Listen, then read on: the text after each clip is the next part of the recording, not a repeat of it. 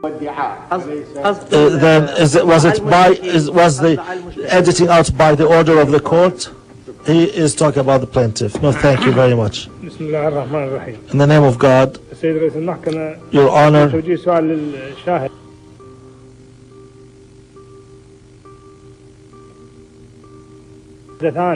عن اشتراكهما مع المجموعة في ضرب موكب رئيس الجمهورية في الدجيل. هل شاهد فارس أمين الخربطلي أحمد سلمان Ahmed Salman talking on Al-Fayha channel that they participated with another group talking about it, trying to assassinate the president? Did you watch this TV footage? No, I did not hear anything.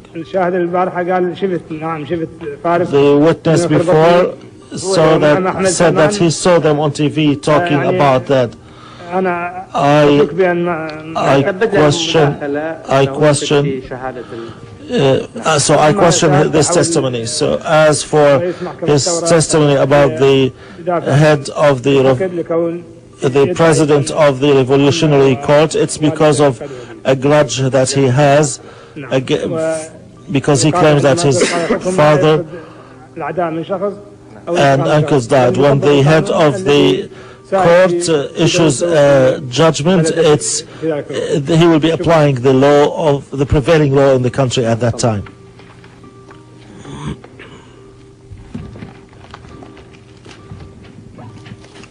In the name of God, most merciful, most compassionate, God give us patience and make us steadfast against the infidels. I have a question, legal question, so that I comprehend and understand, so that I know my rights, regardless whether this court is legitimate or illegitimate. Regardless of that, the Quran, that is a resource, a basic source for our law is the Quran and the Sharia, the Islamic Sharia.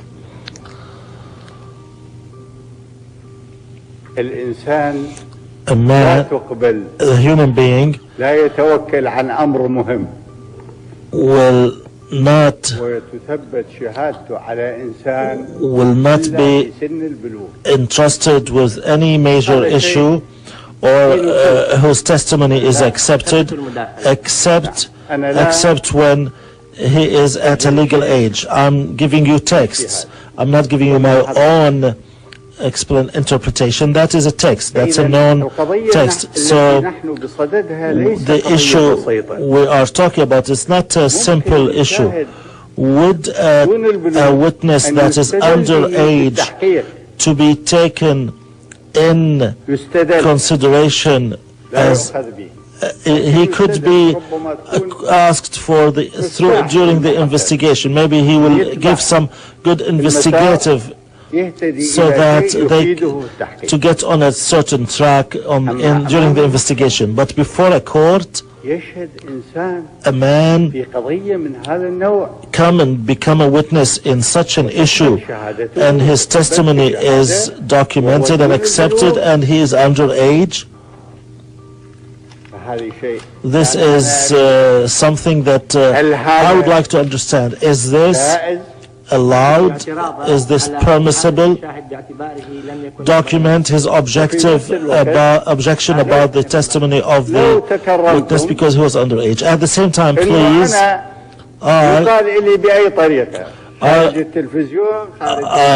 told with the TV outside in a paper, is it legally permissible to take the testimony that is underage?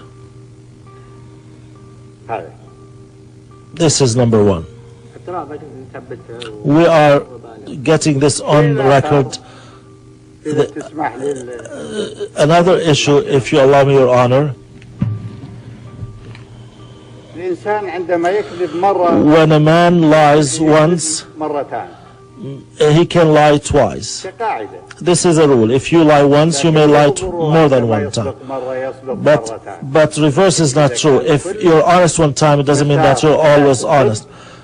But if all of his life is honest, then the lying will become the exception. It will be questionable until it's proven. The prosecutor lied to the court. Yes. No. Yes. He said that the defendant, he means the staff of the court. No, the court is a court. He means the court staff that controls the broadcast. Your Honor, let there not be. Your Honor, please. This is slander. You said that yourself. Your Honor, he started with slandering the prosecutor, and the court did not stop him. Do you see? If the court with the prosecutor, they are not complying. But the word you chose, lying, is a tough word. I did not say outside his own words. I described his word.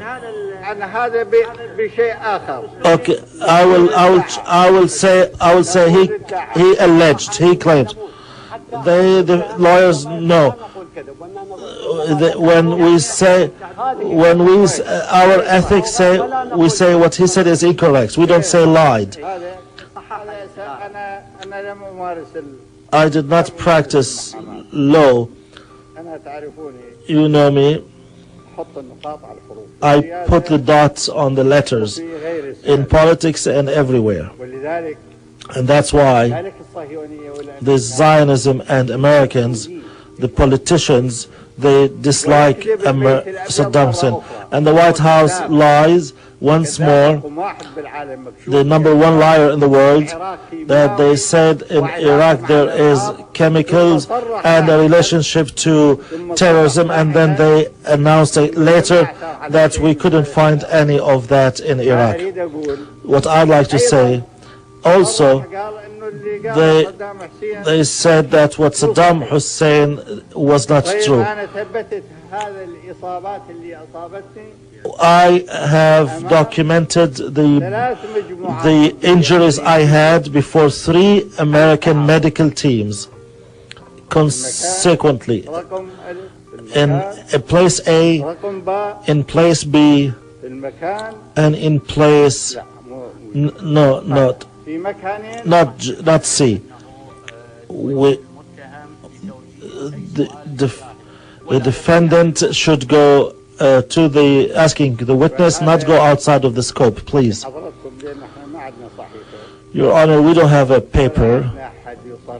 We don't have a spokesperson to speak on our behalf. We give that to you. You deal with. This is an attack for a president that was your president for 35 years. So it's as if to say that the Iraqis accepted with a liar as a president. The enemies are the liars. How you deal with that is up to you. But I tell you before you that I documented my injuries before 3 medical teams, two for sure, unequivocally 2, and 8 months for now, almost healing now 8 months later, and some bruises and marks 3 years later are still clear. We don't lie. The White House lies. Thank you very much.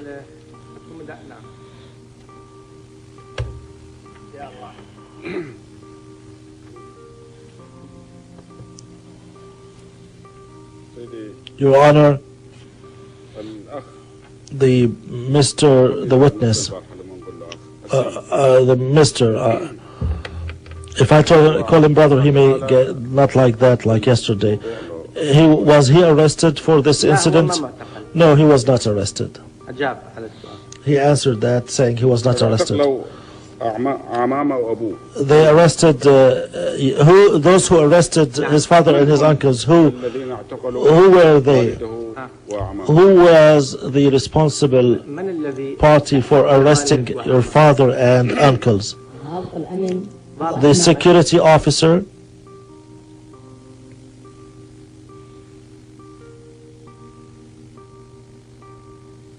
Yes, I heard that, but I wanted to make sure. So in light of that, I ask him another question. What is the relationship between the arrest and the intelligence? If those who came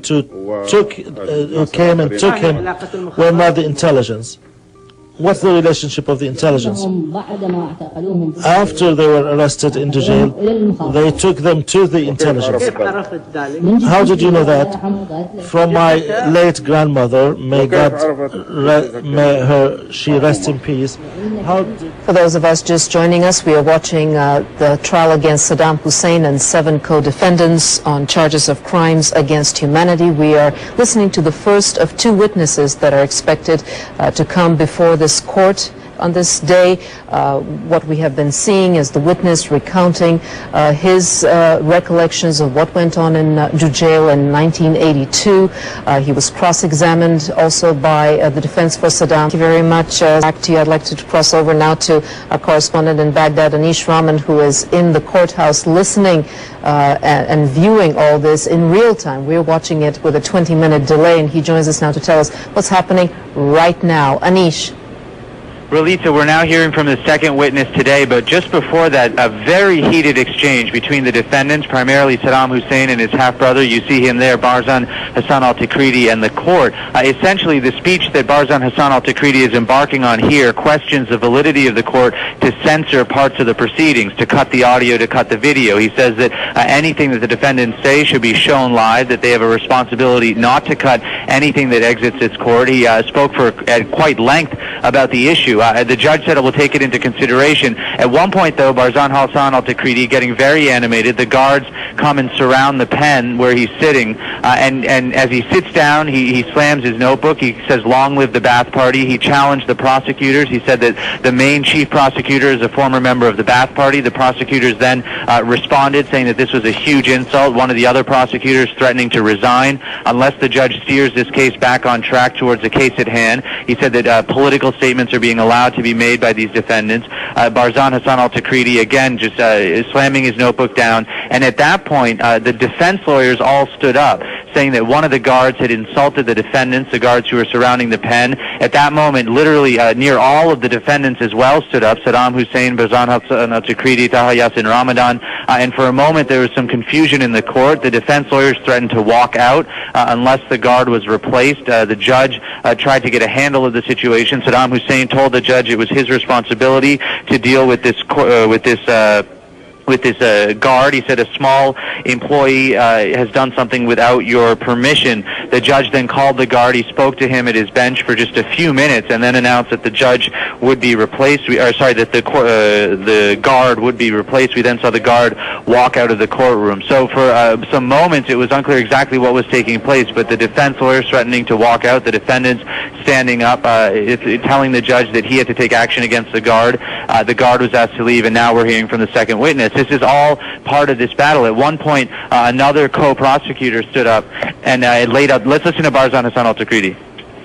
From since that time, on the path of blood, some of my party comrades, they may not support me in this, but this is my personal conviction.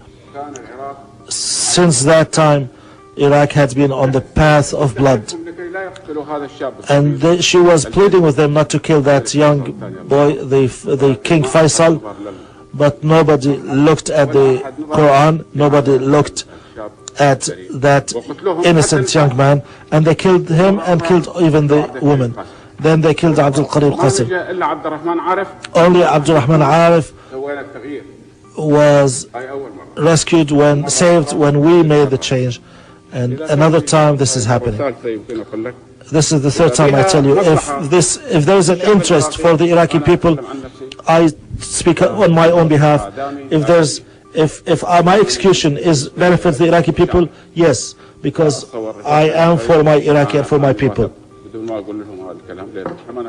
As for the others, I would think that they feel the same way. But by God, Your Honor, this operation is going to will let Iraq go deeper in blood. Your Honor, he mentioned that there is an association. Let me tell you some details. The association gave him death certificates. I would like to give my opinion. We don't think that this association is credible. Yes, go ahead and put this on record. He does not believe in the credibility of the Association of the Free Prisoners. The other issue, Your Honor, I would like to ask this person, why are you complaining against those 4 people?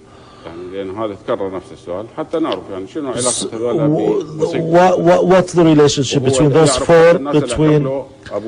While in fact he knows exactly who arrested his father and uncles. Why are you complaining? Because they are the responsible people in the government.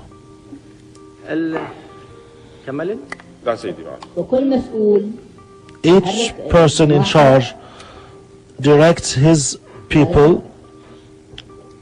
In any case, his answer, I'll leave the answer for you to deal with. The last thing, Your Honor, is related to the broadcast, transmission of what's happening in the courtroom. I'd like to repeat again. I personally, I don't defend myself. You saw that when they talk about the comrade Taha and others, I am convinced that this issue is related to the reputation and history of this country. So I was comfortable to a certain extent that when something happens that you cannot prevent, then at least you have a clear conscience that you did your part, or you're not party to it. So I was comfortable to a certain extent that everybody is watching what's going on. They will hear from the prosecutor and they will hear from the defendant. And people are not fools. We shouldn't consider them fools. They should compare, so the country will be treated fairly. But now I heard that some of the statements are being edited out, especially what is being edited out is really related or coming from the defendants, as we're called here. So why, Your Honor, are they editing out?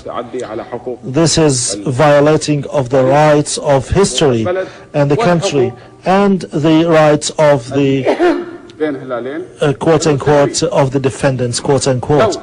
If Your Honor,